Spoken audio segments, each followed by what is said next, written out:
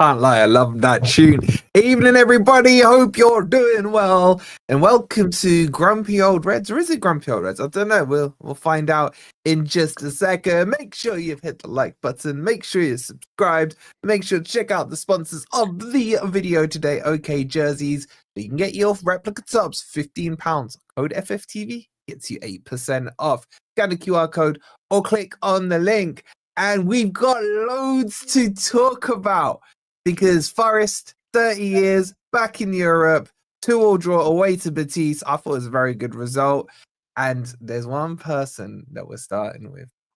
In fact, I'll tell you what, I was going to start with Ant with a very specific question about a very specific individual player. But as we've already got like nearly 300 in here and only 56 likes, I'm not going to ask Ant until we've hit 100 likes. So get those likes up. I think I'm going to start with Ben. It's good to see. Oh, he's put the shirt. Hang on a second. What? Where's the incentive on that? Surely everyone should dislike, and then we don't have to listen to Ant. Yeah, but Ant's got. Yeah, I agree with crimes that. to answer for. He's got crimes to answer. If everyone can just hit the dislike button, we'll get through the show without. Like going up a bit sharpish. Look, my opening gambit is that after about 2.5 years on this channel, the crypto shirt curse You've is survived that broken. long. Has it been 2.5 years? Seriously? However long it is, probably like 2 months. It probably is about that, you know. Anyway, that's all well and good. We're over 100 likes. And what are you gonna say about Jesus? Hey? Jesus. I don't care what you thought about the game. I don't care about anything else. What are you saying about Jesus? Yeah, remember the guy. Wait, before you start, a couple of quotes. Stats don't lie. Yeah. Goal scorers score goals. 6 goals in 48 games. He is not a 9. He will never be a 9. He did it in the Brazilian league. He's not good enough to play up front. Chat, am I missing any other quotes? There you go. Farmers League. Jesus is not a striker. Get the quotes in. Get the quotes in. He looked crap in pre-season. There was loads of them. For a start, it's 8 goals in 63 games. Okay. None after last night. Nobody can deny that 8 goals in 63 games is not very good for a number 9 that you want to score goals. That's fair. So I think I was. It's not. But 4 of those goals were in his last 9 games. So he was only kind of getting him on a bit of form. Half of those goals were in the last 9 games. Wait, don't let him off the hook, guys. Let's have him have this. And then we will scrutinize him. Huh? I don't think it was a bad take to say that I was worried that he wouldn't be able to score the amount of goals in the Premier League. You know, because the Premier League is a more difficult league to score in than the Brazilian league. I think we'd agree on that. Mm-hmm. So I think I was right to have concerns. However, I said at the time, I hope and pray that he proves me wrong. And I tell you what, right now, let's not get too carried away. He's made a fantastic start, and I'm absolutely delighted. But we've only played a few games. Okay, so I hope he continues in this form. And it's not just his goal scoring I've liked, by the way. I've liked the way that I like the way he closes down. I like the way he puts himself about. I think he's a better header of the ball than Chris Wood, i.e. when challenging. I think he's better at that. He's physically better. So there's lots and lots of things to be excited about. And I hope that it continues. And if it does, you can grill me every week. And we don't want to drill you. We definitely don't want to drill you. Wait. So pause 1 second. Sorry, just 1 second. Drill. 1 second. John, you are the most creative person I've ever seen. Now, it doesn't work when you bring it up on StreamYards, but I don't know if you guys have got YouTube open. Look what she's done with the Jesus emoji. That is, that's... Have a look. That is just... The artistic level in there is unbelievable. Oh my God. And by the way, members, Jesus is now available, so, spam it in there. What an emoji. Can you see it? Can you see it? It's got ads. Where am I looking? Look at Sean. Look at what she's done. Hey, Sean, can you do it again for the old man? He doesn't know. Oh, you mean that? Oh, no. Look what she's done with it. Look what she's done with it. Yeah, this one. Yeah. Which one? What are we talking about? What? The Jesus emoji. I can see one from Vitricia. Look, she's done it again for you, you old man. Look at it. That's the creativity. The creativity. Who's she? Sean.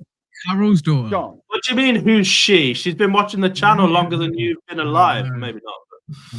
Oh, you mean with the big explosion thing? Yes. Yeah. Very nice. Very nice. As a fellow artist, I thought you would appreciate it. I've only just seen it. Let's move on. Let's move on then. Let's move on. When I apologize, Sean, for these unartistic idiots that I have around me. No, seriously, I've been very, very impressed with him. And listen, if I'm proven wrong, I'm happy. I'm a Forest fan. I want to be wrong sometimes. Yeah, very, very pleased. And I would start him on Saturday straight away. I would start him on Saturday. Tim's asking you a question. Do you know what the Kamehameha is? Would start. So no problem. I don't want to go. Not that. No, this one. Do you know? And doesn't know what the Kamehameha. Wait, what's that word saying? Kamehameha. No, I don't. He's right. I don't know what Kamehameha is. It doesn't say hammy twice. It's Kamehameha. Kamehameha. What is that? What's what? What is the Kamehameha? I don't know. I've got no idea. Come on, man. Gender. Oh, that's not what it is. Why is it called that? Is that really Arabic? Don't like Jesus that much, Is it Arabic? Did you say? I know it doesn't look Arabic. But I don't know. Come on, then, put me out of misery. What? Oh, that. Okay. It's his celebration, isn't it? Well, what does it mean? I don't know. It's like in Dragon Ball Z, the cartoon. No, I've never. I don't know. You know Pokemon. You know Pokemon. It's like that. I've heard of Pokemon. Yeah. Oh, come off it. You've heard of Pokemon. Hang on. Pikachu. Wait. Hold on. I'm now actually a bit hurt because I asked Jesus that exact question in the interview I did with him. I'm glad to see you were paying attention. Like, if you got that much I of an was paying agenda attention and I took in every word. However, I'm very, very old and you forget these things very easily. Oh, he's playing, when you get to my age, you're lucky if you remember your own name. Yeah, Pikachu. See, I told you I knew all about Pokemon. By the way, people, little plug, fantastic. Look at that beauty. I am jealous. I do like that in red. And I tell you what, it feels lovely as well. Really good quality. It's really nice, honestly. I don't know what mine is, man. I had to get it in green. It's coffee, and now you've gone and done the red thing, and it just looks. Did you have one of those? Tamagotchi? No, I didn't have one. I do know what they are, though. The little watches, aren't they, with little Tamagotchis on them. Yeah. No, when I was a kid, we had knockers. Remember knockers? All right, let's move on. Knockers, as you were about to say something. Stop doing this on screen. You know, Ed, what were you going to call him? Surely you've had a big pair of balls that you criticise him for something. I can't remember what it was. I was just going to say he played the age card quite early on in this stream, so that's out of the way, and you can't use age as your excuse for anything else. No, I've blown it too quick. Oh no. Look at that from Andy, man. That's like proper respect to the comment through. Sorry, I was going to say, like, instead of like, we will probably all just give our brief summary of a game, but I do really want to focus on that first clackers. half. Sorry, Ez. Clackers. And not knockers. Knockers. Knockers is something else. Sorry, even I know what clackers are, but yeah. So I was going to say, I want us to give us a summary of the game, but I do really want to focus on that first half because that was some of the best football. I said some of the best football I've seen in decades. You know, I saw Jesus being the number 9, but Ant says he isn't. I saw Anderson playing like Gerrard in his prime.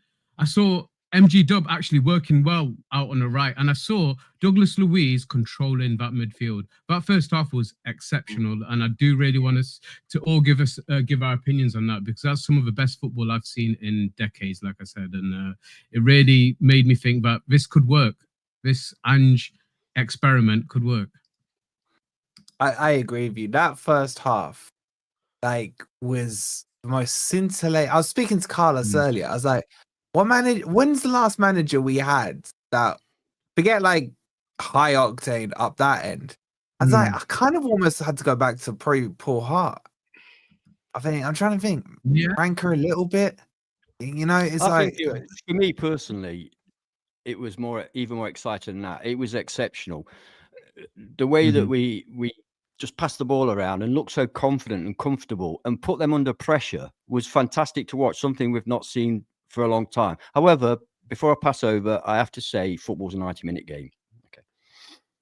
Rob, you've been quite quiet, mate. Well, you guys have just spent 15 minutes on foreplay, so are we going to get on with the main? All right, tonight. Actually, just before we do, before we do, of course, go on. Let's respect the chat. Let's respect our super chatters as well. Big up to Frederick, who, by the way, you were overdoing it with the Ant praise last time. I would expect you to call him out this time, Frederick, for his bad takes. Thank you for the 27. He says, Jesus again, fined by the recruitment team.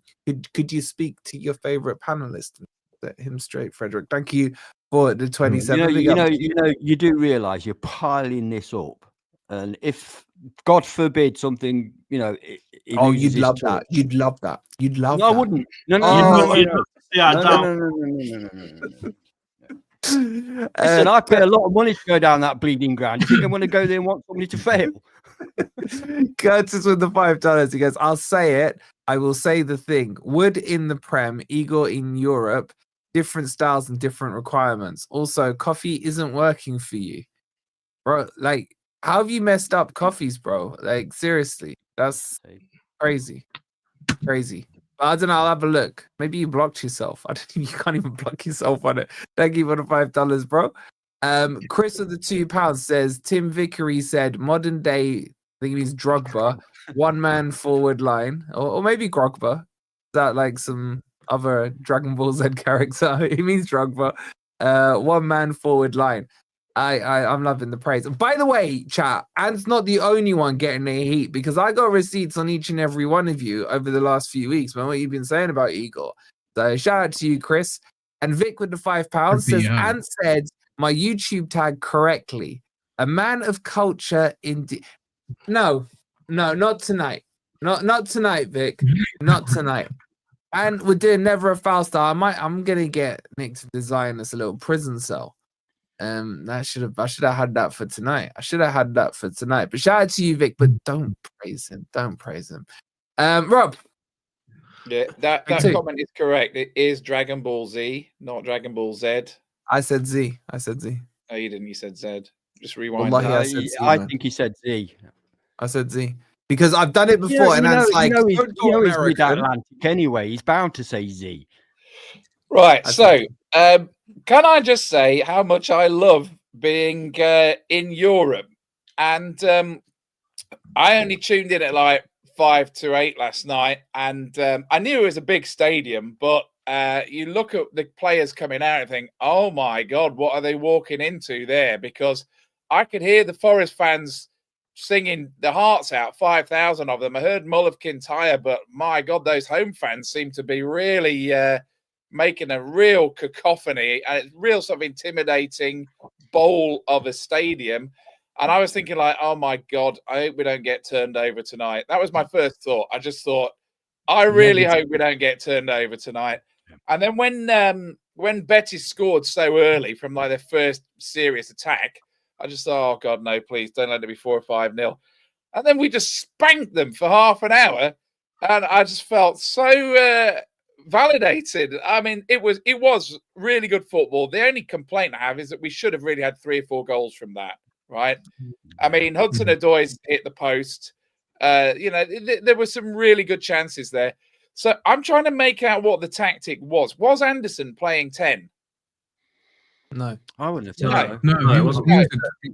He was all over. It was a double eight. It was a double eight because I mean, I saw him getting forward more, and he was doing some real dancing around in the penalty area. And I'm thinking, he is not a 6. He's not a 6, because if he's a 6, that's a waste. He needs to be doing that stuff in the box.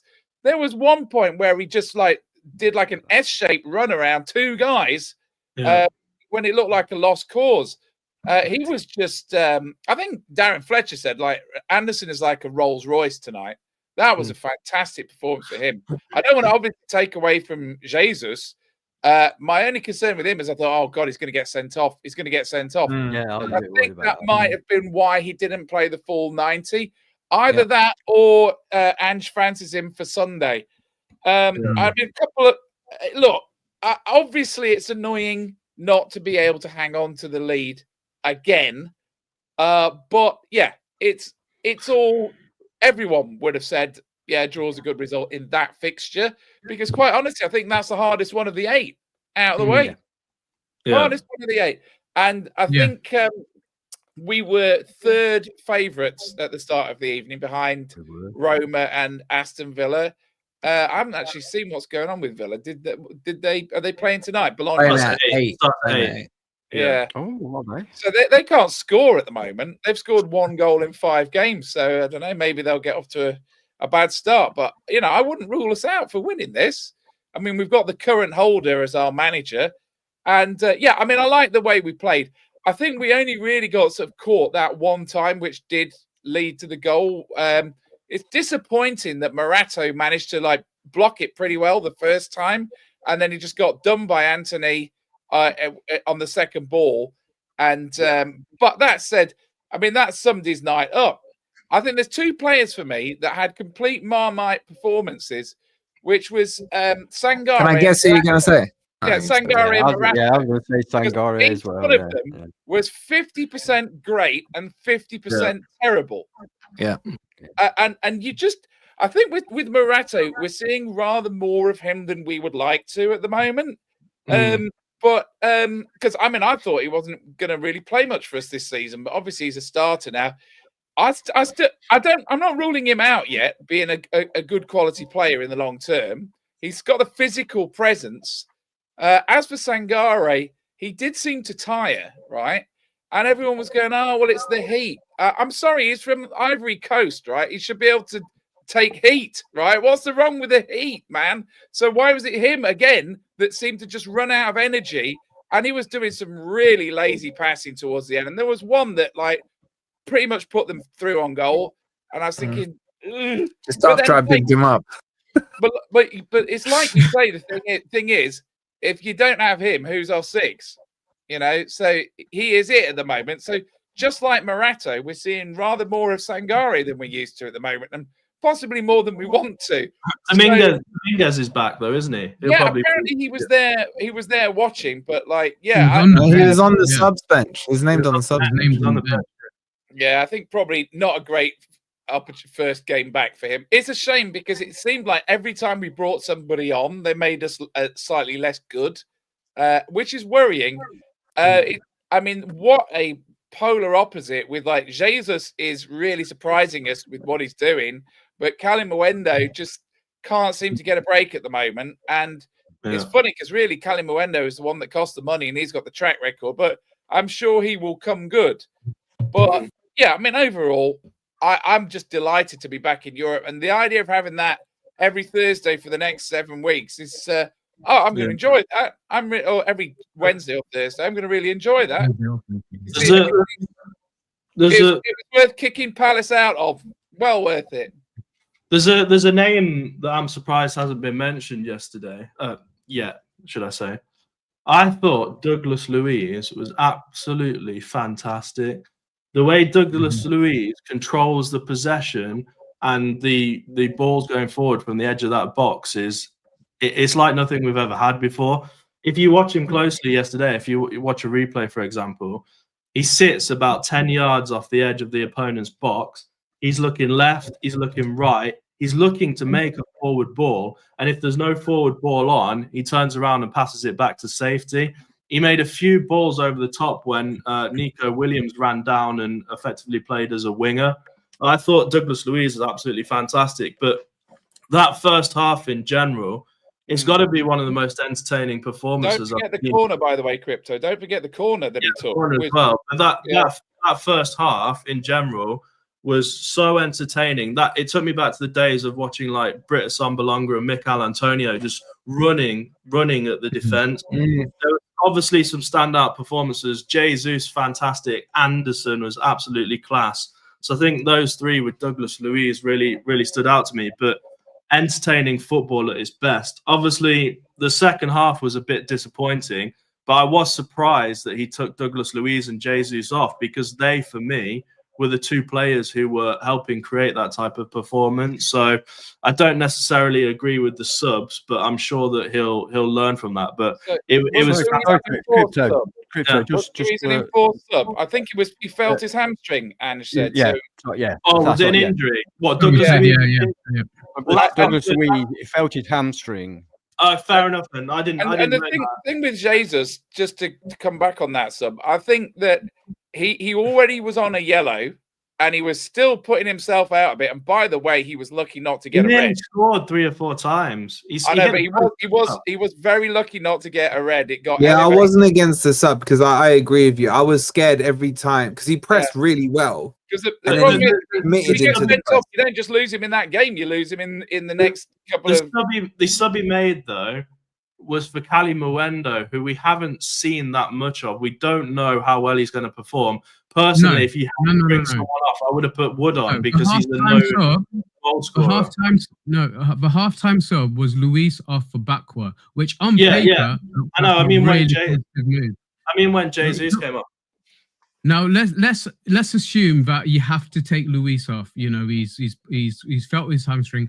Would you guys have made the same move? And were you against that substitution being made? Because like I said on paper, I said at the time, I thought that was really positive. But it left short in midfield, didn't it? And that's where we were controlling the game from. Yeah, that's where we were controlling the game. I would have put Dominguez on. If Dominguez was fit, he was on the bench. So I can only presume he's fit. I probably would have put Dominguez on. I don't think he's fit. The thing is that just 2 more quick points I was going to mention. So despite the first half, which I thought was scintillating football, the subs were really disappointing. Ndoye, Bakwa did nothing really to change the game when they came on. Like it almost turned into Nuno ball, where we were kind of terrified and sitting back on a 1-goal lead. And the other thing I was going to mention was the injuries. Like it looked like Milenkovic was injured at the end as well. So I hope that some of these players are not as bad as they look, because obviously there is the well-known. The thing is, Ange said that he should be all right. It was just a cramp. But he also said Murillo would be back. Everybody keeps saying that they said Murillo is just a knock. Hang on, Crypto. When everybody keeps saying how honest Ange is and he appreciates it, Ange told us that Murillo would be back for exactly. That's true. And but he did seem to contradict himself a little bit with his post-match press conference, because he did say Douglas Luiz. Did he say he felt his hammy or something like that? And then he went on to say there's no injury concerns going in. They're just tired. So I felt like he contradicts himself a little bit. But let's hope it is just, cramp and tiredness rather than any muscle injuries, because they're key players. Obviously, the pair of them, we can't afford to lose any more players. But this could be a sign, like I think Crypto was just about to say, could be a sign of Angeball and how it's going to affect our players going forward. But like high intensity press, But let's go back to the first half. So we had 52% possession. We had over 200 completed passes in that first half. 13 shots, I think 5 of them on target. and over 30 touches in the opponent's box, which is one of the best performances I've seen from a Forest team in many years. I will actually kind of agree with Wolfie on this one. I think last time we played so openly and fluently was under Paul Hart. That young team under Paul Hart had no fear in them, and they played some fantastic football, and similar to the one-touch play we saw yesterday. But when you've got Douglas Luiz in there, that just adds that bit of class and technique to it. And I felt in that first half, MG Dub worked well on the right, because he does cross the ball as good as anybody in our squad.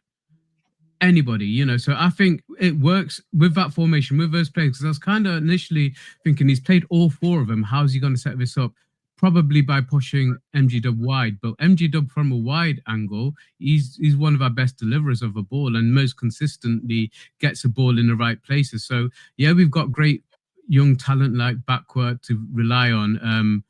Didn't think he did anything great yesterday. I agree. I think Rob said that Ndoye. I don't know about Ndoye. I'm still not sold on him either. And we spent a lot of money on him, guys. Over 34 million, wasn't it, on Ndoye? It's not small change, you know. I'm not convinced by him. I don't think he has a place. I think he's a hard worker. But yesterday he was lazy on their second goal.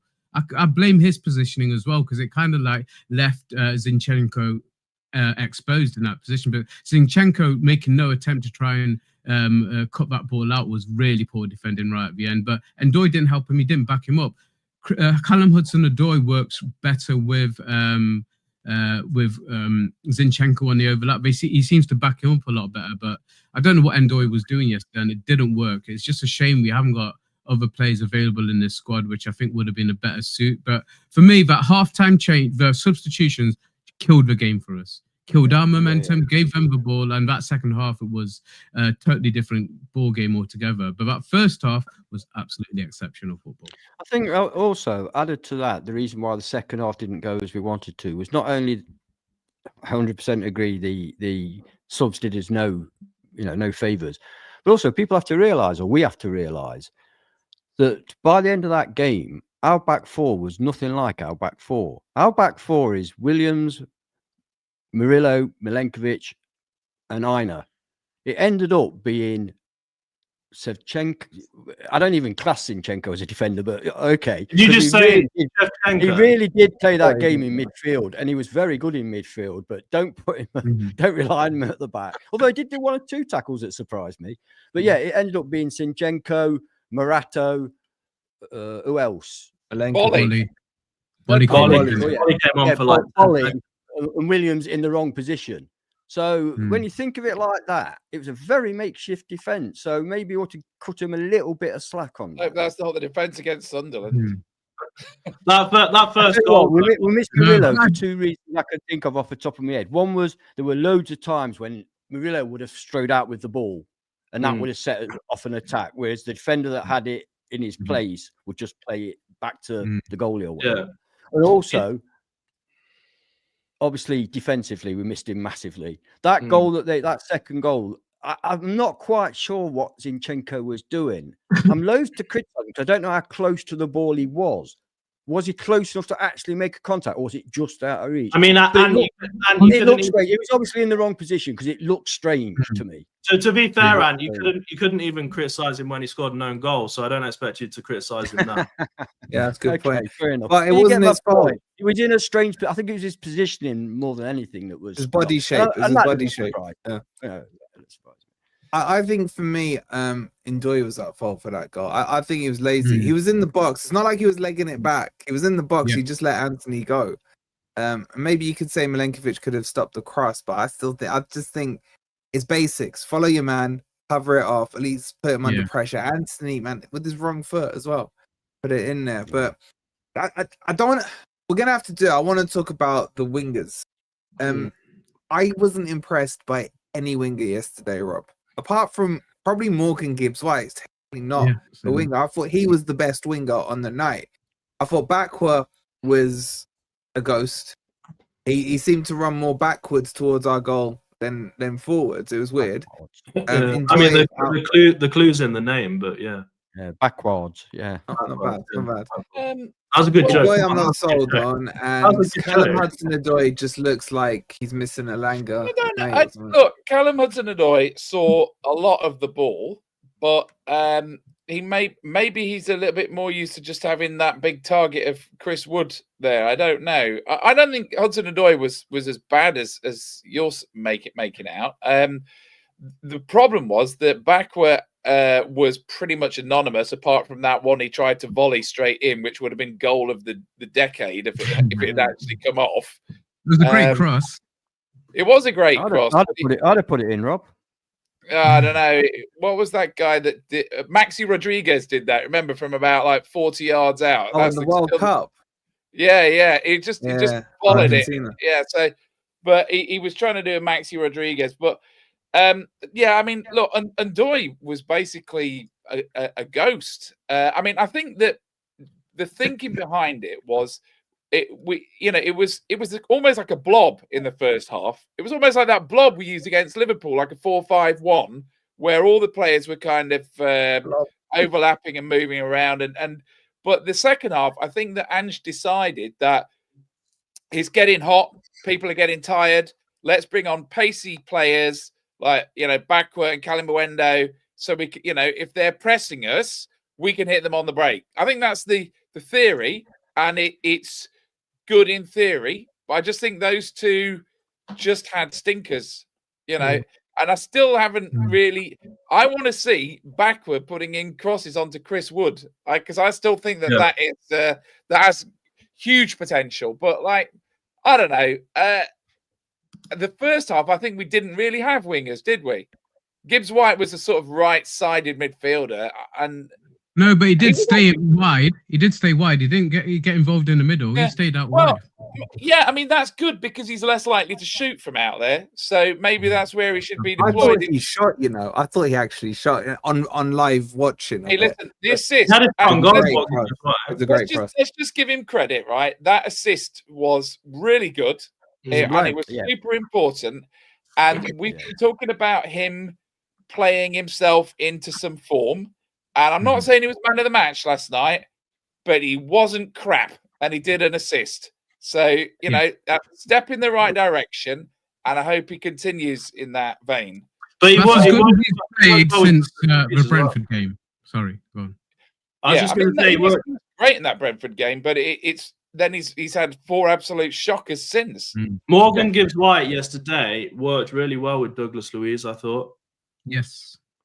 I think I'm right in saying that the kind of double assist or whatever you call it was from Douglas Luiz to MGW to Jesus. I think Douglas Luiz just looked quality, didn't he? He looked like he belonged there. It's funny, isn't it? Because Gibbs White for the last couple of years has been, arguably the most techie player on the pitch, and then I was looking at how Anderson's playing, and now Douglas Luiz, and he's thinking, wait a minute, are these guys better footballers than me?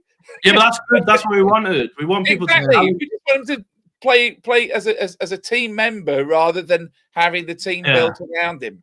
And then Yates comes on telling people what to do, and everyone's just like, "Fuck off, mate." Hey, I tell you what, did you see at the end, right at the end when Yates and Anthony were sort of shaking hands and backslapping? I was thinking, you two didn't get on that well at the City ground. I very much remember that. So. I don't know. It was quite funny seeing the sort of chumminess between those two. I don't mind Yates coming on, by the way, for Sangare. I mean, it was the most logic. Sangare needed to come on. But Yates did fine. Yates did all right. Did all right. Yeah, he did all right. Can we just talk about Douglas Luiz? You don't have any creativity with him, do you? No. So if he's coming on purely as a pest, then that's Yates' game. Fair enough. But can we talk about Douglas Luiz? Because you guys have touched on it, but I don't think we're giving him enough credit. And just when he comes on, when he touches the ball, he just levels better than the rest of our team. If I'm being honest with you, his touch, those players like Zidane, who can, when he gets the ball, it just looks like everything goes in slow motion around them, and they've got plenty of time and space, and they can walk it slow and what have you. They're not, obviously, but it just feels like that. Nor am I comparing Douglas Luiz to Zidane, by the way. I'm just giving a simile on it, right?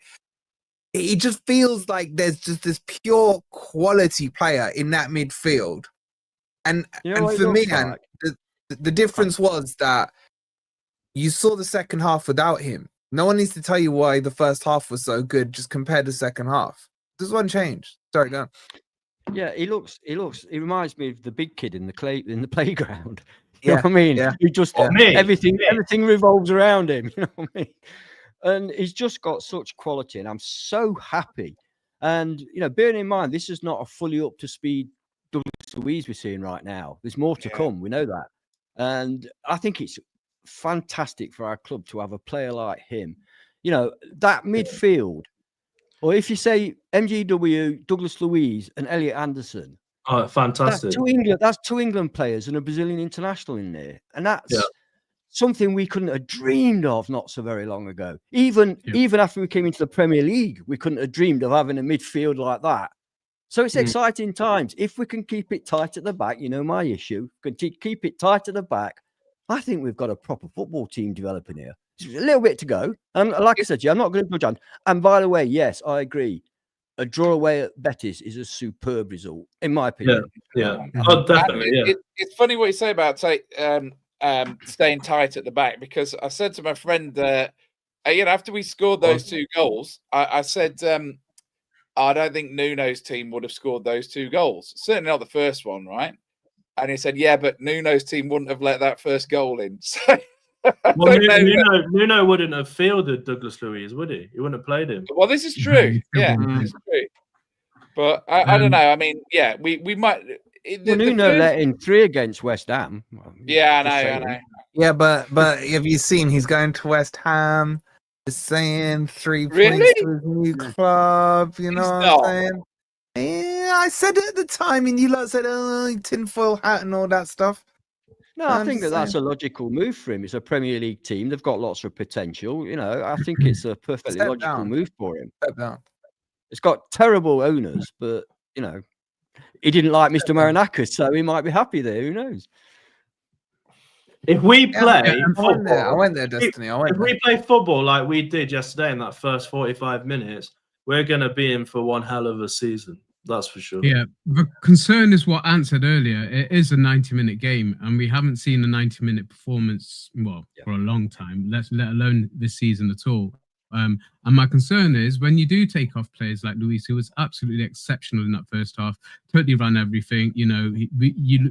He's kind of got his match sharpness as well, because I was critical of him in the last game. There was times when a ball rolled under his foot, when he's taking his eye off a ball. So match sharpness is coming back, but match fitness just isn't there yet. So we are going to have to be patient with him. But we know when he is in fully fit, he's the first name on the team sheet, and he will make others click around him, because yesterday's performance from Anderson, I'll go back to, is one of the best I've seen as well in that first half. But we can't mention Sangare getting tired without mentioning Anderson as well, because I felt that second half he dropped off as well. But one thing for Ryan Yates to pay attention to, watch Anderson. He wins so many free kicks for us in so tight positions. If you watch that game back yesterday, I would love to just watch that first half over again and analyze it. But his performance was exceptional, and he won free kicks in key positions just outside our own penalty box. He picked up the ball, he attacked it, he was everywhere. The only game I've been to this season was prior to my knee injury, and that was that pre-season against Fiorentina. And I've got to say, like I said, every time I looked up, Anderson was on the ball. He was everywhere, and he was in that first half as well. And you will get that from him, but you might only get an hour. I don't think you're going to get a 90-minute performance from him like that, and you can't expect that. So the backup that I'm concerned with, when you got Luiz out, when you got Anderson tiring, who have we got to come in? I'm really confident.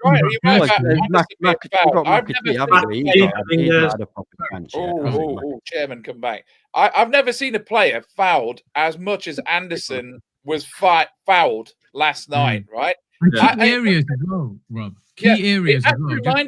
It reminded me of the good old days of Nigel Clough, right? Nigel Clough was the most fouled player in football because the ball stuck to him. He wasn't particularly fast. He didn't race away, but everyone was like, quick, take him out before he does something, some defense splitting pass. And every time Stuart Pearce would just score the free kick. So my question is, can Luiz hit a direct free kick like he hits a corner? Because that's one of his things, Rob. Yes, he can, Rob. Right, so that's great. Then let's use Anderson in that role and let's get him fouled plenty of times. And then I want to see a proper 30-yarder from a free kick. That used to. This is something I grew up with at the City Ground. I want us to be a threat from direct free kicks. There was something interesting. I can't remember who said it. It might have been John Percy, but they said that the club has effectively accepted that every year to stay ahead of PSR, they will sell one key player. This year was Elanga. I just hope it's not Anderson next year because he's so. That's the big fear, isn't it? So good for us. Like not really him. At what point? I don't know how long his contract's for, but every time he touched the ball last night, I'll be honest with you, I was thinking, God, how long are we going to be able to keep him for? Yeah, so many. My big fear is that Liverpool or Chelsea or Arsenal or somebody, even in January, come in. 100%. You know, he wants the man. He won man of the match the last two England matches as well. He gets put on ahead of MGW. That's the other thing I was going to say. When we bought him, again, massive big up to our recruitment team. When we bought him for a net value of 13 million quid, we thought, he might be good. This guy will play for England in the World Cup next year. Oh, he's so good. He's so good. You know what I mean? It's got to be him and Rice, surely. Yeah. Oh, yeah. And MGW? No, maybe. Anderson's a complete package though, because he can tackle, he can shoot, he can get past players, he can pass. Okay, he can't shoot. His shooting's not top notch. That's the one area. His ball play, shoot, and the positions he gets into to feed other players in the box is just class. That little run he did in the penalty area, where he went past two. That's just pure football IQ. That's just pure football IQ. That's the team that won. Even the one on the byline. Of course they do, and he would be perfect. But they've got no fucking money. Can I just remind you what the actual transfer fee was for Anderson? It was like 30 million plus 35 million. 35 million, but then they took Vladimos for 22. So we said 13. Yeah. Oh, and by the way, we were the one who told everyone that transfer fee, and we got, you really think they paid 22 for Vladimos? Oh, yeah, there you go. Just to let everyone know as well, Vladimos winning 1-0. Vladimos made a save the other day in a match. No. What were you doing watching him play? So was he standing in the goal at the time? Was he standing in the goal? He put his hand out and saved it. It was amazing. He's not that bad. He's not that bad. Matt Turner was worse. I don't know why. What Wolfie just said. Villa are winning 1-0. Yeah, but they're at home. They're at home. That is the name of my cat, by the way. Kitty. What, Villa? No, Kitty. Oh. Who else I want to talk about? Okay, we got to do the striker thing, right? Because we got Sunderland on Sunday. I'm just seeing the replay. It's decent finish by him again. Anyway, we got Sunderland on Saturday. Sorry. Do you guys feel that Wood was held back for the Premier League game, or do you think that now Jesus has scored 2 goals and 2 starts per start, should I say, that he should start? Like, it's a bit of a conundrum here. Chat, there's a poll that's been open all evening. Who should you start? Complete flip reversal to what you lot were saying 2 weeks ago, by the way. I don't know who wants to kick this one off. I can't remember whose turn it is. Jesus only scores goals in the first half, so he should start. And on Wednesdays. Yeah. And what? Sorry? And only on Wednesdays. Yeah. No, he scores goals in the first half. Put him on for the first half, and then put Wood on for the second half. And then I don't know about Callum Mwendo. He's maybe good for a certain type of game. I mean, he's certainly fast, right? He is fast. He should have scored yesterday. Being honest, he should have scored yesterday. Yeah, I think it's maybe his confidence is a bit low. And the trouble is, like, when you're a striker and you see your other strikers doing really well, does that heap pressure on you? I don't know, but no, that's not the mentality the club wants. They want the positional players to challenge each other. Yeah, I mean, look. You've got, remember, Jesus has now scored what? Half of our goals? No, half of our goals this season, hasn't he? Right? Has he? Yeah. No, not quite. Actually, no, he scored 4 out of 9. 4 out of 9, yeah. So, but considering he's done scored 9 goals this season, it doesn't feel like that. Yeah. Wait, hold on. Well, sorry to interrupt you. What question, Andy? I'll tell you what, Andy. Put it in a super chat, bro. Put it in a super chat, Andy.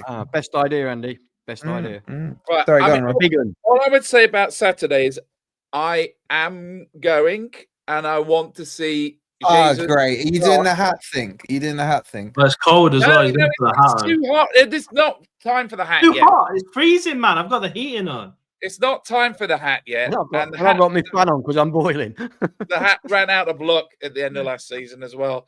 So maybe it's refilled over the summer, but it's too soon. It's too soon for that. We don't need the lucky hat to beat Sunderland, right? Yeah, keep it back for when we need it. Yeah, absolutely. I'll save it maybe for the Chelsea game or something like that. But no, look, I want to see him on fire. That's a bit harsh. That's a bit harsh, Rob. I know Cali Muendo's not great, but that's even worse than running somebody over.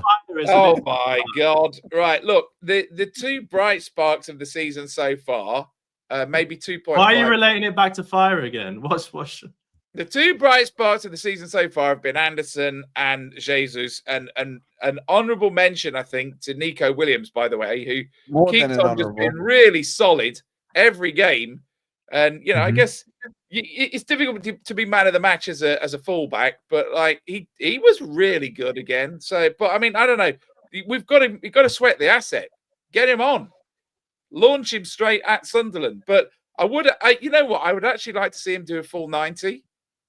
Why not? Right? And we can play Chris Wood against mid-tier land or whatever they're called on mid-tier land. Mid-tier land. They're a mid-tier club. Well, it's not till Thursday anyway. So there is enough of a gap. Is it next Thursday? Yeah, it's Thursday. Yeah. Bloody hell, man. It's like, can't keep up. I told you, it's every week now. I want to say a big up to Fam Zone with the raid. Shout out to the boys over there. I was watching your stream before we went live. Make sure you subscribed over to the boys on Fam Zone. We got over 600 in here and 254 likes, guys. What we doing here? What we doing? Andy, I don't know what your question is, bro. Can you see how many messages come through the chat? Like, write your question now and I'll star it, okay?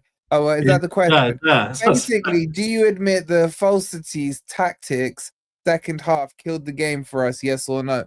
No. The injury killed the game for us. Does that answer your question? You happy now, Andy?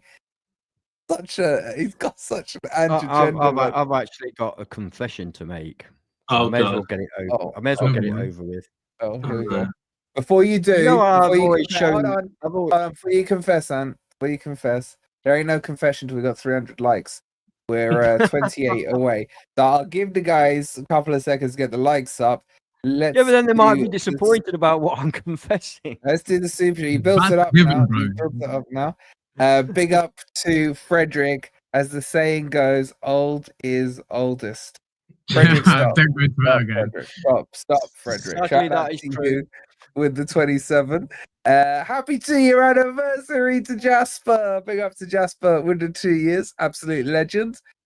Chris with another £2 says they kicked Ndoye to bits. He didn't flinch. Yeah. It was a very physical match yesterday. A proper physical match. I agree with that. And Chris again with another £2 says cup start, €2 start, 2 Prem. Huh? That Igor Jesus goes. Cup start 2, Euro start 2. I see what he's saying. Yeah. I see what he's saying. So Prem equals 2. He's got to start. And it was a £2 super chat. The twos are all over the place. Either that or he's just on the sauce and talking nonsense. No. Thank you, Chris. Big up to Tony with the 33 months. Shout out to you. OG of the channel, Tony. We're 2 likes away from the confession. 298 likes. 2 more likes required.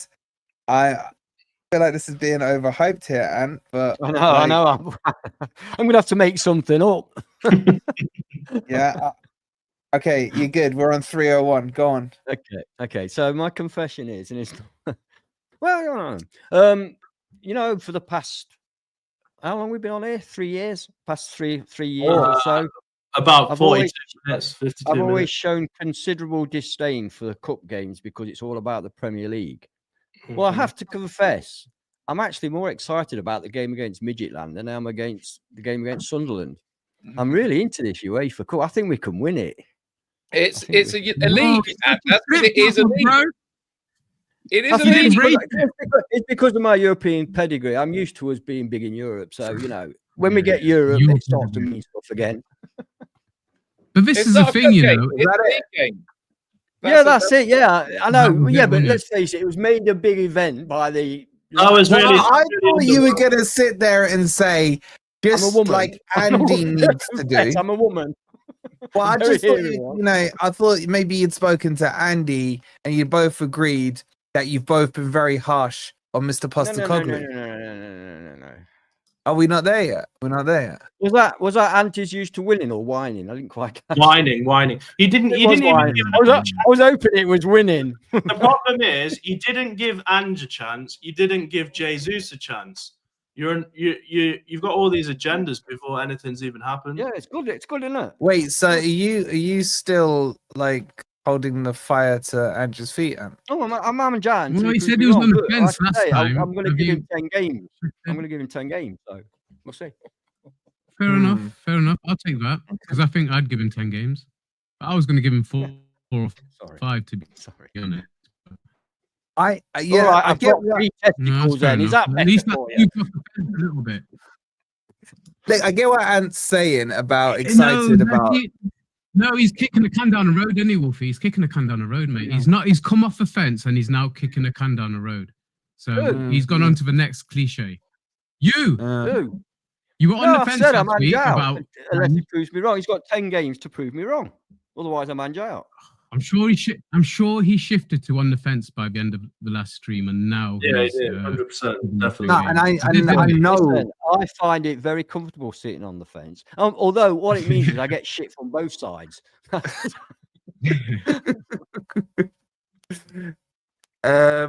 was gonna say something. Yeah, no, I hear what you're saying about being excited about it, but I'm excited about Saturday. Yeah. Oh no, I think next Thursday's the game, mate. Yeah, but it's Ange's first home game. The atmosphere should be amazing on Saturday. It's Ange's first game. I'm not there. Rob's going to be there, hopefully, and I'm looking forward to it. And I'm looking forward to. And I would. Should we go back onto who we start with? I would start with Jesus, by the way. I think he's the form striker. You go with the form striker, and there's enough of a gap between then and Thursday for him to get a good hour at least. On Saturday, but and he's only a young kid, isn't he? He's only a young kid. Yeah, well, and he's on form, you know, and you play the form player, you know, if he's got no injury issues, which Ange said at the end of the game that there were no injury issues going into our next game. It's a bit of a quick turnaround, but I would play him. I'd give him as many minutes as he's comfortable playing, and then still have him fresh for Thursday against Midfield. But you can't ignore the next game, because that's a real chance to get our first final win. Hopefully a clean sheet as well. You know how, remember in pre-season, we couldn't win a game, but we had a load of clean sheets. We haven't had a clean sheet since the season started, which is horrendous considering how good our record was last year with Sels winning. Someone said we haven't had a clean sheet since we beat Spurs or something last season. I can't remember. It might have been Spurs or something. It's been a while. We'll have to go back. Yeah, it's been a while, and considering I say he won the Golden Glove, did score against us though, didn't they? Spurs scored against us. Yeah, I think he means that was the last one, not since then. No, we beat Spurs 2-0, didn't we? Yeah. At their ground. I think didn't they get one? Oh my god! Oh, you might be right. Yeah, they did get one. I thought it was 2-1. Oh, you might be right. Chat, you might be going back to Man City 1-0. Look, boys, well, you got to understand, right? We got over 600 people in here. We don't need to do the research. Watch this, chat. Someone find out when the last clean sheet we had was.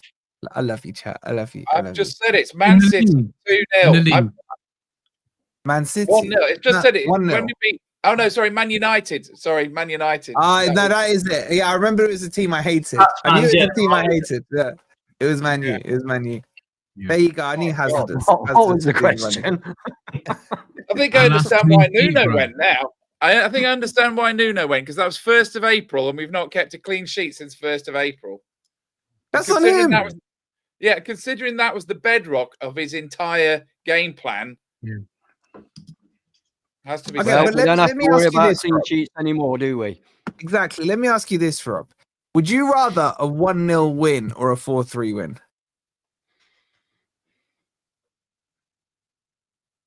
Oh, I don't know. They're the same to me. I don't like letting 3 goals in.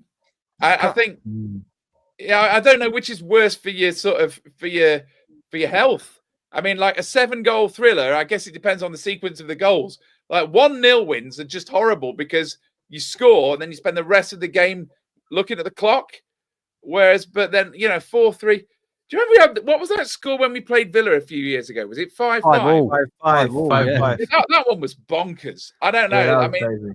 there wasn't so much riding on that. We were both in the championship at the time, but like, I'm not sure I can do that every week. Wait, chat, write in 4-3 or 1-0. I'm interested. You're saying. Sorry, mate. Go on. Sorry. I was going I to say, think I'm happy with 1-0, actually. I'm going to say it. I'm happy with 1-0. I look at it like this, though, Rob. I go to the football. He's so pragmatic, isn't he? That explosion of 4-3, if you guaranteed the win, if you guaranteed the 3 points, 4-3 every day of the week, bro. If you guaranteed the 3 points. Well, I go for that explosion of pure joy when you score a goal. And I'd rather be in a match where we win with 4 explosions of joy. Is an explosion of pure joy. Yeah. I don't explode with joy anymore since VAR. I thought you could say since a snip, but go on. Yeah. You know what? I looked at our first goal and I just immediately thought, oh my God, is that offside? And it was close, wasn't it? It was. Theirs was hella close. Yeah, theirs looked a bit dodge as well, to be honest. I was thinking if you're going to give one, you've got to give both of those goals because they were both right on the actual borderline. To be fair to the ref, actually, the ref did quite well last night, didn't he? He allowed both those goals and he dished out a few cards and stuff, but he didn't actually send anybody off in what was a very complicated. Yeah, but MG Dub got a yellow card within 90 seconds. He did pull his shirt. True. Yeah, but exactly. I think a shirt pull is now automatic yellow, isn't it, under the rules? So I don't understand that. Why is a shirt pull automatic yellow, but clugging somebody down isn't? I don't get it. Well, no, because shirt pulling, you've not made any attempt to actually get the ball. It's obvious, just cheating, isn't it? Whereas if you're clumsy, then they then have to look into the context. Yeah, I'm still a bit like that about it. I still think. I tell you what, there was a couple of moments last night I nearly shot myself. Towards the end of the first, I think it was in about 40th minute. They appealed for a penalty, or there was a review for a penalty. Oh, you threw out the football. Didn't even see anything. And the goalkeeper, and the referee, handed the ball back to Sels and pointed towards the spot. I shut myself, mate. When that happened. I was 100% certain. Yeah. And then a couple of moments, like you said, I think you guys mentioned about the Jesus tackle. He was lucky. Lucky, but it was a little bit higher. And then Milenkovic as well, when he clipped that guy's eyes. Why are players doing that? When you're on camera, that Jesus one. Am I right in saying it's the one where he slid in and caught him properly? Yeah. That's a booking, not red, because his foot was on the ground and he didn't actually kick him. It was his legs that took him down. Well, one of his feet was off the ground. Yeah, but he didn't catch him with his feet. It was the follow through, if you'll pardon the expression. That's what I felt anyway. But yeah, I didn't have sound on. I didn't have sound on because I was doing the comms, right? So all I saw, because it didn't look like an instant. I get what Ez is saying. It didn't feel like an instant. And then in the bottom corner says VAR check. I'm thinking, what the fuck? Well, I was for a handball, apparently. Apparently for a handball. Yeah, I never saw anything. But we did review it. I never saw anything. I didn't because it didn't show handball. But shall we just say that overall the refereeing was good? It was. He wasn't. He was shit. I thought he was good. Yeah, really? I thought he was good. Commentators were saying he was crap.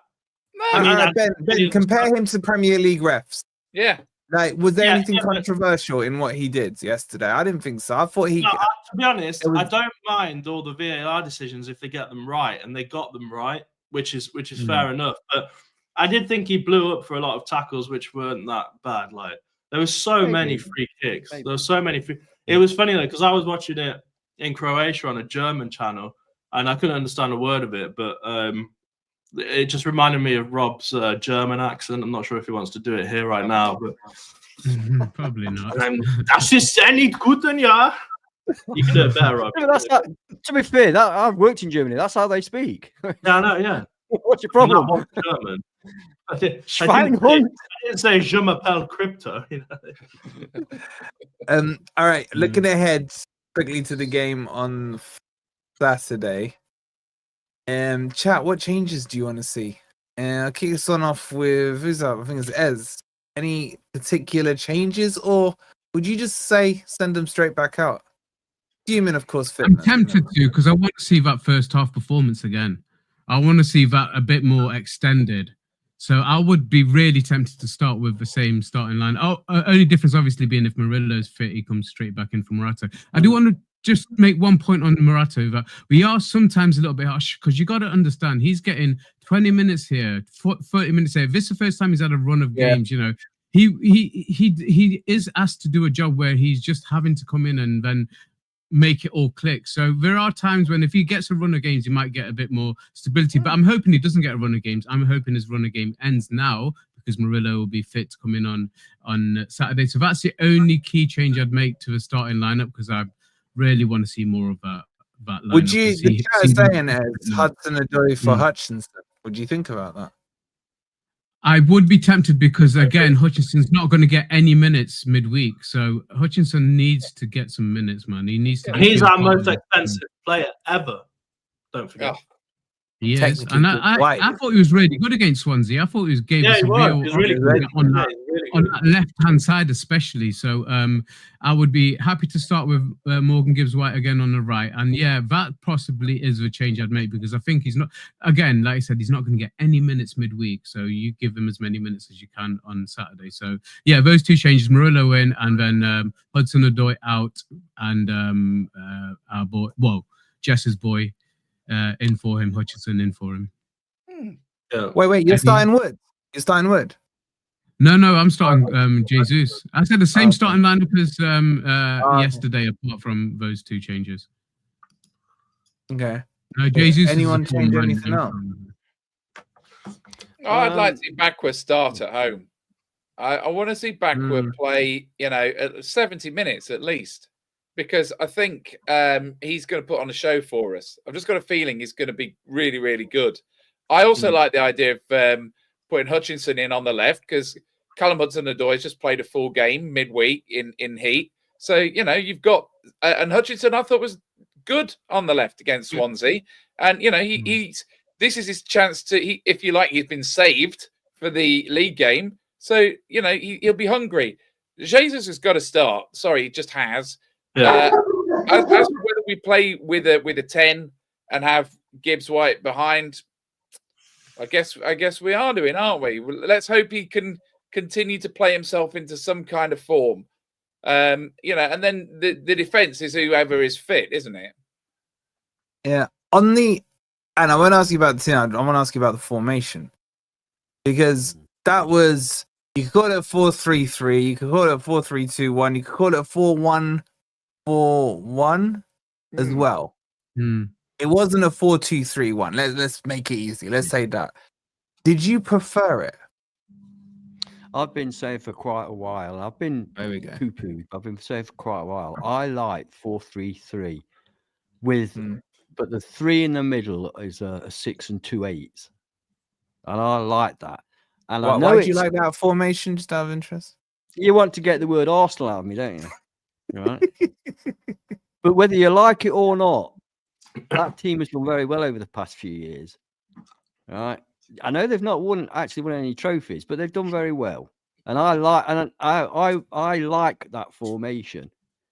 It gives you lots of flexibility in midfield because you can drop one of them back and have a double pivot, and a 10 or an 8. An 8 and a 10. So you can move it around, but I think it's a very stable. And I'm not massive on formations because they change throughout the match anyway. So, but I do like the 4-3-3. I think it's good for us. Can I just come in on that? So, yeah, absolutely right. So that first half yesterday, and why we were so good in possession was it was a pivot. So it started off with Sangare as that deepest pivot. But it's a problem we all have said about Sangare. He turns like an oil tanker. So when you're in that formation, right? So Angeball, you split your central defenders, and then your number 6 or your pivot player, your deepest line midfielder, then is the one who really comes to get the ball, and you've got your inverted fullbacks behind them. So it's like call it an X with a player on each point. Yeah. He switched that over to Luiz halfway through that first half, and that's when we really started to click into gear. Now, it does work, and that's absolutely right. It works best when it's 6 and 2/8. Now, in the second half, when he's taken Sangare, when he's taken Luiz off at halftime, he then reverted it to the pivot. So that you had the pivot of Sangare and Anderson and MG Dub playing in the number 10, which in Angeball doesn't work. And that's where we lost possession. That's where we lost control of the midfield, and that's where basically we gave up possession in that in that second half. Because first half was very impressive, but it worked with the 6 and 2/8, and that in our best formation, I think, if we can get 90-minute performance out of that, that's the issue. The players that you bring in to replace them then reverts you back to the double pivot, which doesn't work in Angeball, mate. So I agree. If we can get more out of that, then I'm happy to see it, man. Can I just add as well, which I'm sorry to say is also an Arsenal thing. Oh God! But it works really well, and that is that Zinchenko is an inveterate midfield coming into midfielder. Okay, inverter. So, hey, he's an inverter. He's an inverter. That was the word I was looking for. Yeah, he's an inveterate inverter. So. When he comes into the midfield, what the hell does inveterate mean? Eh? Is that even a word? It means he does it a lot. Yeah, inveterate. Yeah, is that a real word? Yeah, it means it's a habit of his. He does it a lot. Okay, continue. Okay. So what that does, it still enables you to have the 3 at the back, but it protects your midfield. It puts an extra man into midfield, which makes that midfield so it's more of a mid block than a lower block as we've been playing. So it enables you to stay further up the pitch, which means obviously it's closer to the opposition goal, which kind of helps. So that, I think, is an important part of the 4-3-3 formation, that he can come into that and then make it. Then you can have 2 at the back and 2 at the 2 8s and 2 6s if you like, or whatever you want to call them. In fact, to be honest, Zinchenko yesterday was often the furthest man bloody forward on quite a lot of occasions. He went in the 10 at some stages, yeah. Yeah. Okay. Let me. I think it works. That works. I think his pass through to Kalimuendo, whose touch is atrocious, by the way, was spot on, mate. It was absolutely spot on. So he's just that we can't trust him at the back. Let's be honest. Yeah, that's it. That's okay. So let me be a little crazy here, right? Why wouldn't we just use him as a midfielder? Crazy out there scenario. People have been saying that for years because he plays for midfield. Yeah, I know. I think if we had a fullback, if we had Aina fit, and you had obviously you could put Nico Williams left back and Savona right back, and then shove him in midfield. Yeah, but then who you dropping? Because then you're losing a place, aren't you? Yeah, you are. You're losing a midfielder. Then you're gonna have to take another midfielder. You know what we're gaining? We can only play with 11. Massive hole on the left-hand side. That huge freaking crater that gets covered. Right. So, Wolfie's favorite word, my favorite word of his is bozo. Right, and I think we need for this game coming up, we need a no bozo. We need a no bozo policy. Right, and I think Morato has bozo potential. Yeah, Sangare has been displaying some peak bozo potential, and I think Savona is also potential bozo as well, right? So if we can find some kind of formation with none of those 3 bozos in, Ange has definitely got bozo potential. Look, honestly, that goal that we let in on 97 minutes against Swansea was the bozoest goal I've seen for quite a long time. So everybody involved in that was a bozo as well. You like that word, aren't you? Yeah, but no, I just think honestly, we need to win, right? And I think let's get people in that we can rely on, yeah. And I think I've seen a bit too much, more than I want to, of Morato and Sangare at the start of this season. Give them a rest. Give him a rest. I don't. You're harsh to Sangare. No. Look, sometimes look, he's very good at doing just enough that you don't give up on him, right? I'm sorry, but the reason that I haven't given up on him yet is, as you say, if he goes, who's the 6? And don't say Dominguez, because Dominguez was always played a bit further forward than that. Dominguez is the best. Dominguez is the back 6. I honestly think that Dominguez is really good for Ange's style for the high press. I think Ange's going to love Dominguez. I really do. I think once he gets a bit of... If Dominguez is back to his powers, I think we'll be seeing a lot more of him and a lot less of Sangare.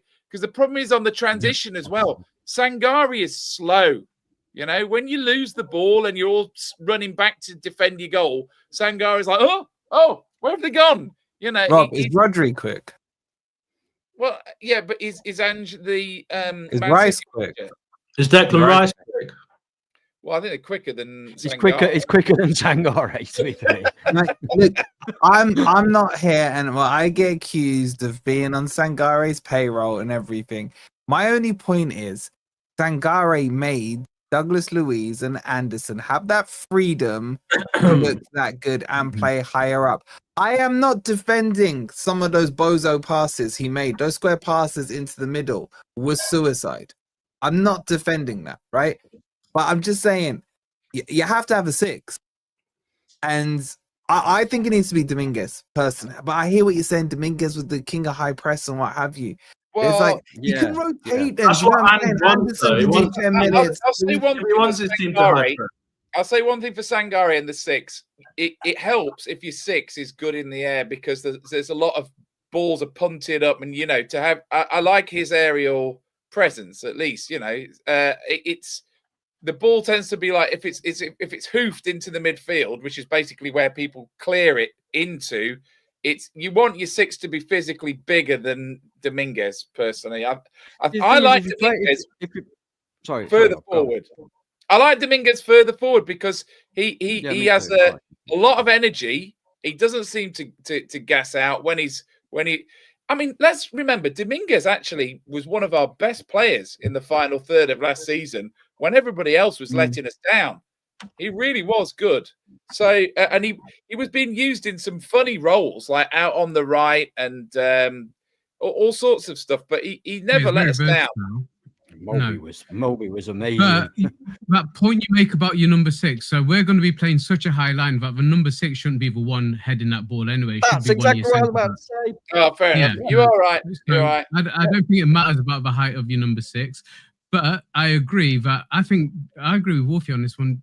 In Angeball's system, Dominguez would be the perfect pivot player because he turns well on the ball, he gets rid of it quickly, he harries and hustles the ball. And like Ant said before, and Wolfie's just said now, they don't have to stick to their positions. And in this formation, they won't be just sticking to their positions. They will be interchanging. And we saw that last night as well when Sangare did go forward, Anderson dropped back a bit and vice versa. So them two have got a bit more of a pivot role in a sense, but I'll be tempted to start with them. My issue is, like I said, what's the backup when we haven't got those 4 midfielders available?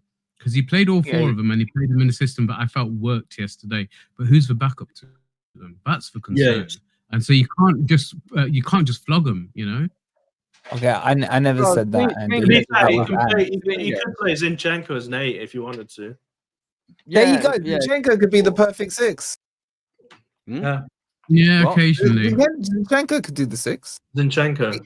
I don't trust his tackling. No, I don't trust him very as well. I don't trust him with his back as well. You know what? I think for Ukraine, he sometimes plays as a 10. He certainly plays up in midfield. That is for sure. Yeah, he looks better in midfield when he plays for Arsenal.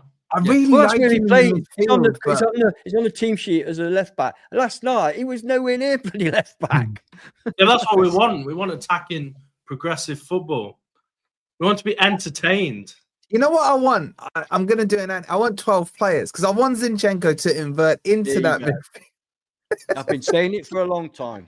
And always makes his formation. But in the end, I always win. It's just that huge hole that's left a left back, man. Now, what I will say, boys, is if Murillo's there instead of Morata, and I agree, I thought Morata was good, but had bozo moments for sure yesterday. if Murillo's covering that left side, I feel a little more at ease. Do you know what I mean? Like Murillo can cover that ground, he can pull out to the left-hand side and what have you. And he can come forward with the ball, like you said. What are they not telling us about Murillo? That he didn't even travel with the squad, and he's been left at home. They still insist he'll be okay for Saturday. That's what they're saying. Yeah, I think you're right. He was posting all over his Instagram today, taking selfies and stuff. I think he might be all right now.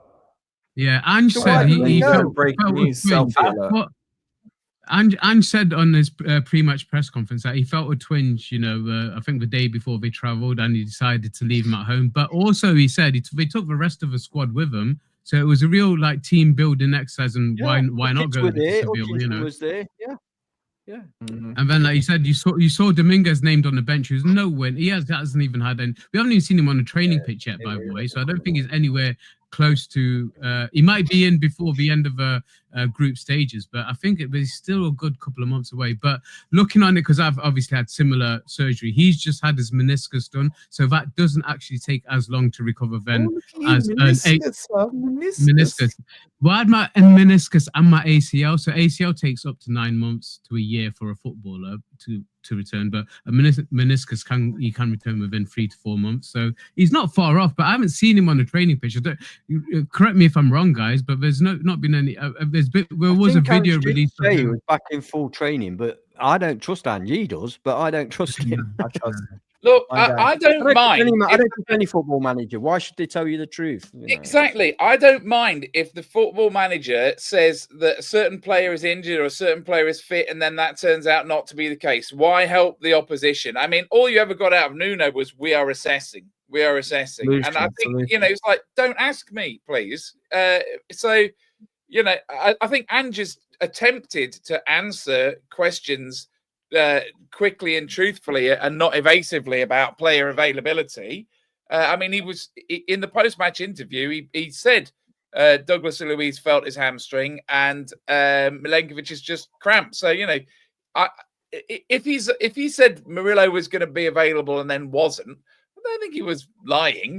Just the Fluffy used to just say, "Mind your own business." I mean, that's the way you should do it. Well, no, I don't mind. I don't mind either way. But to get upset because he said something that didn't happen with a player fitness, that's I'm not getting upset about. I'm not saying get upset, man. It's just the Spurs fans. Spurs fans. They're like, as soon as Murillo was injured and Ange said no, they're like, "Oh, that's him out for the season." And every single time he's been delayed, they're like, "You're not seeing him till the new year, not seeing him till next year." Career over. To be fair, he was famous at Tottenham for saying players will be back soon, and then they didn't appear for 3 months. Or maybe they got re-injured.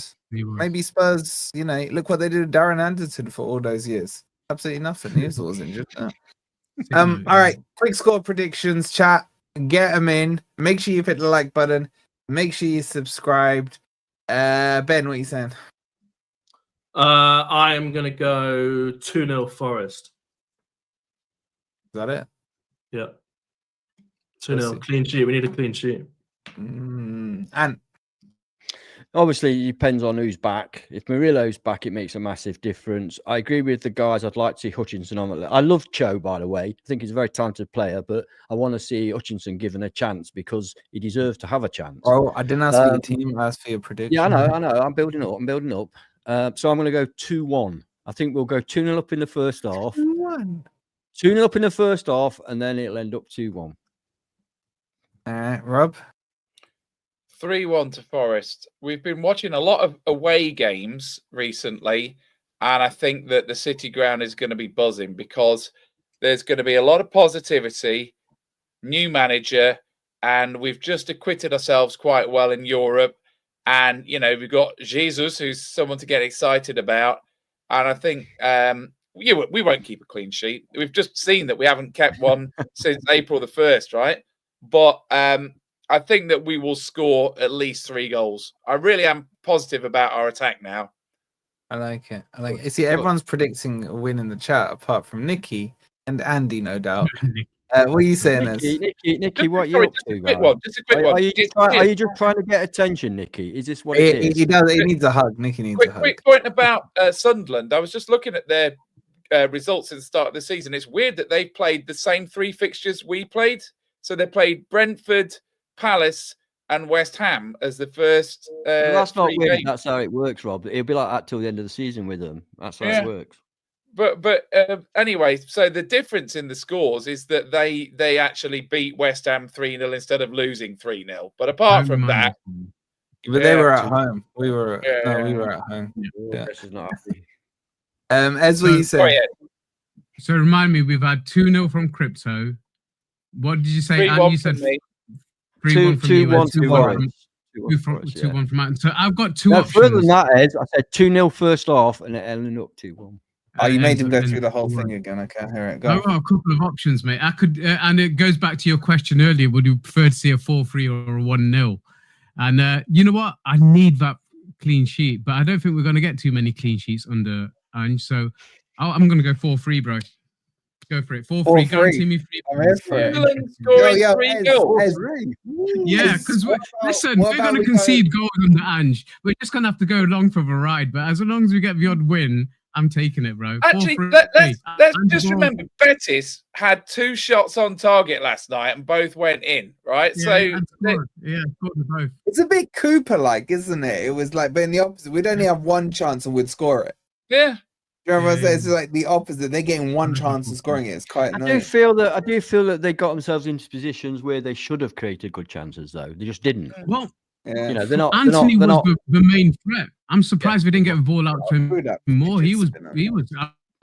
Got to be fair, he was brilliant yesterday. He was brilliant. Yeah, he was. Every time he got the ball, that's where we need Ola Aina back so that Nico can go back on the left and give him a good kick in. I like Nico on the right. I think what's going off here? We had a right back who we really rated as a left back, and now he's a brilliant right back. How good is this kid?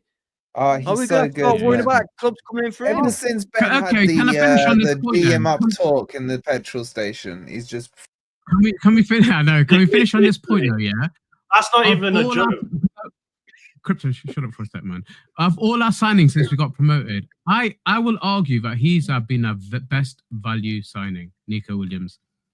For what we paid for him, what was it? 12.5 million? 17.5 million. 17 million. 17.5 million. You know, for his progression, for how many different positions he can now play very well. Yeah, I think I would argue he's approaching 100 league games for Forest, by the way. It's 97. I would argue he's one of our best value signings. He's one of the best, but not the best. No, you go Murillo. Rob, what have you got on your wrist? It looks well. Or Anderson. Anderson's up there as well, isn't it? Well, Anderson might be our first £100 million player. Yeah. Actually, Matt's nailed it. It's Aina. He didn't cost us a penny. You didn't cost us a penny. If you look at sale value, then Aina's not going to net what the likes of Ando is going to net and Murillo. Yeah, exactly. So you want to sell him now? You want to do a Chelsea thing? Exactly. I know what Ant wants. You know what Ant wants to do, don't you? He wants to sell Anderson to Arsenal. I can see it. I don't, mate. I don't want to sell Anderson to anybody. I'm really actually quite concerned because this has not gone unnoticed, and big clubs are going to come in for him. Yeah, but Forest are a big club. We're not the biggest. We also know that if Marinakis doesn't want to sell him, he's not going anywhere. Yeah, exactly. Play the gift. Play the gift. Yeah, who would you sell, Anderson or Murillo? The result is that at the end of the day, we always win. I'd sell Gibbs White ahead of either of them. I'd sell Gibbs White. Of course. If we have to sell one marquee. I tell him ahead of Yates. What are you on about? All right, I need the loot. All right, we're wrapping up. Hit the like button. Yeah. Make sure you're subscribed. I'm going to send you over to Loaded Mag. Tell him Wolfie needs the loot in the chat. Let's see how they react to that. Make sure you like, make sure you subscribe. Oh, wait, quick. Sorry. Big up to Wellesley for the happy 1 year anniversary. And moody old Nicky with the 26. I want to give him a hug, man. He's really huggable. I don't. He hasn't apologized about Anderson yet. He hasn't apologized about Anderson. Yeah. Oh, yeah. I forgot about that. Oh, you think my take was bad? Wolfie needs to loot. Go tell Pete and the boys that. We'll see you tomorrow for my preview. Come on, you Reds. You Reds.